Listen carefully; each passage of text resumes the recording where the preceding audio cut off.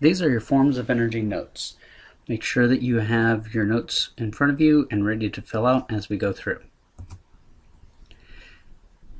Energy is the ability to cause change in an object.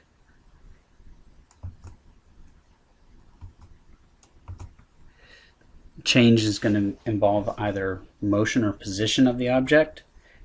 And energy can exist in many different forms, and that's what we're seeing down here. We're going to focus on these 5 types of energy. The first one is heat.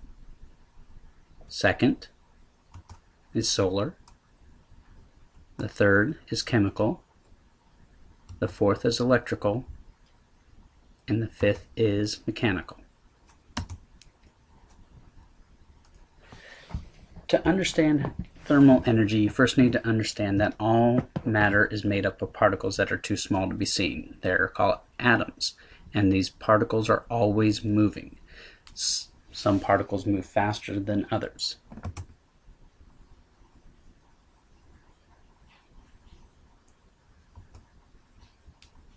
So the thermal energy that something has is the energy of the motion of the particles.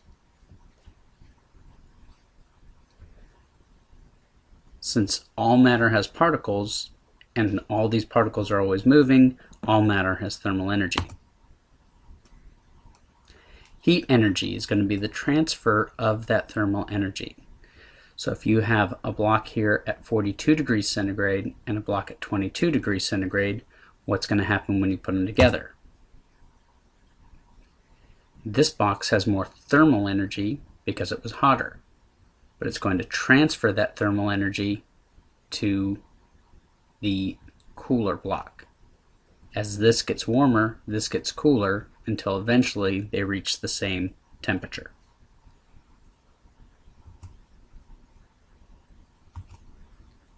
We can take the temperature of something and figure out how fast the particles are moving, and then if we add energy to it, add heat to it, we can make the particles move faster.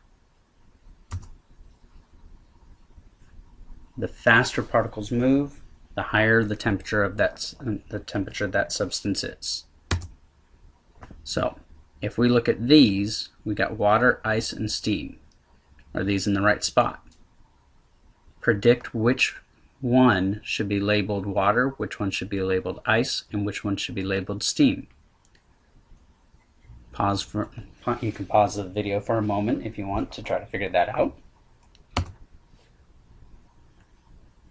Ice is going to be this one because ice has the slowest moving particles. Water will be this one, or will it be this one? Looking at them, these particles move the fastest, are moving faster than this, so the slowest particles are going to be ice, a solid. Faster particles are going to be water, a liquid, and the fastest particles are going to be steam, a gas. There are a variety of sources of heat energy, like the sun, electricity, or anything that's burning. The next up is solar energy. We get heat and light energy for the Earth from the sun. We can also use solar cells, like those in a solar calculator, to convert solar energy into electrical energy. If you put them on a house, you can use it to power the electricity in the house.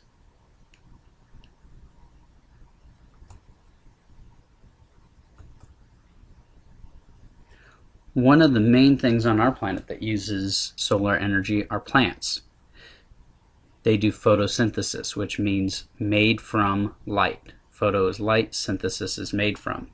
And they make chemical energy, sugar, with the energy in sunlight.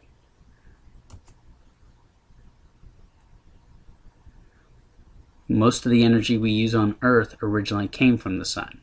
Even things like coal and oil. Those are plants and animals that used to be alive, died, and got buried underground, and in the right conditions turned into things like coal and oil that we can use for energy. Now go ahead and do this little experiment here. Rub your hands together. What do you feel? You feel that heat, that thermal energy. Can you get that traced back to the sun? Go ahead and take a pause for a moment. Try to figure out how the heat that you feel in your hands is traced back to the sun.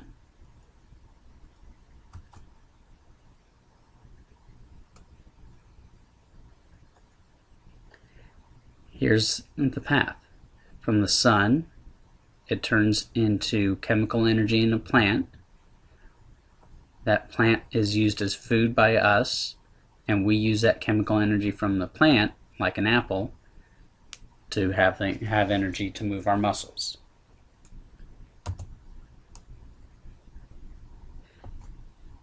Chemical energy is the next type, and it's stored in particles of matter. Those atoms can join together to form different substances. And when you break apart those substances, you release energy. Main sources are things like batteries, food, and fuel like gasoline. We don't usually see this going on until that energy is released. Let's see what we've got going on below.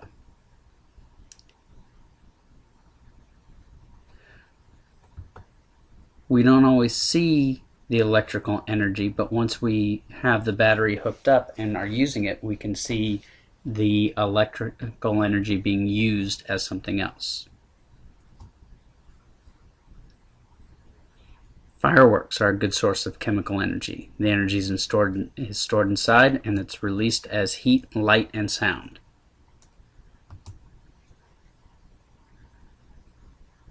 Food, like an apple, is a good source of chemical energy. We eat that chemical energy, digest it, and turn it into chemical energy that our bodies can use. Or we store it in our bodies as fat.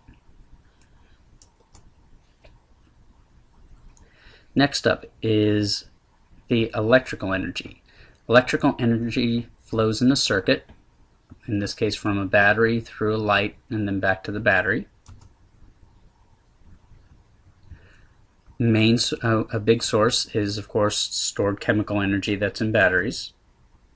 It can also, though, be solar energy from solar cells, like we talked about earlier. Then we can use things like coal plants or nuclear power plants. Those are going to be fuel. There's hydroelectric, like the dam at Lake Murray, that's using water to generate electricity. And then there's also wind that can be used to generate electricity. All of them are going to require magnets. They require a spinning generator. All of them require that except for one. Can you guess which one? If you guessed solar, you were right. There's no spinning generator in a solar cell, but in the rest of these there are. Mechanical energy is the next type, and there's two main types. There's the energy of motion, which is called kinetic energy, and then there's the energy of position, called potential energy. If you're up at the top of a slide, you have a lot more potential energy than you do if you're at the bottom of a slide. But to get to the bottom, you have to change all this potential energy here into kinetic and slide down the slide.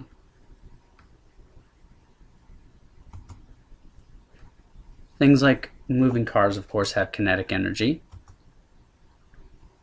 And the faster something moves, the more kinetic energy it has. Mechanical potential energy is that stored energy due to position, so it's something that's not moving. It's up here, it has the potential energy. The higher something goes off the ground, the more potential energy it has. A stretched rubber band is going to have a lot of potential energy. You used kinetic energy to stretch it. Now that it's stretched, it's ready to be released. When it's released, it turns into kinetic energy. Water behind a dam, like here at Lake Murray, or this might not actually be Lake Murray, but similar to it, is the same idea. The water that's stored behind the dam has potential energy. Actually, yeah, that is Lake Murray. And then water flowing through the dam has kinetic energy. If this dam was to break, if this dam was to go away, then all that water would rush down, and all that stored potential energy behind here would turn into kinetic energy and flow down the river towards Columbia and wipe out everything in the way.